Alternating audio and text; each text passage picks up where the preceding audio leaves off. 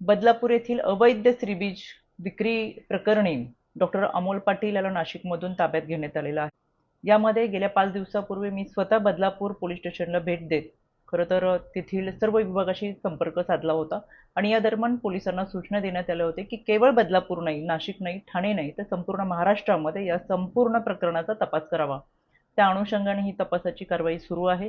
यामध्ये बदलापूर पोलीस स्टेशनचे तपास अधिकारी राजेश गजल असतील अतिशय आणि त्यांची टीम अतिशय चांगल्या पद्धतीने तपास करत आहे. यामध्ये जळगावमधून देखील एक आरोपी ताब्यात घेतलेला आहे, जो खोटे आधार कार्ड बनवून महिलांवरती ट्रीटमेंट करत असताना त्यांचा वापर करत होता.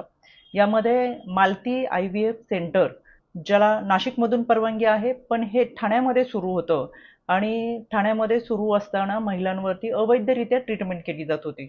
याच अनुषंगाने काही महिलांनी तक्रार दाखल केलेली आहे.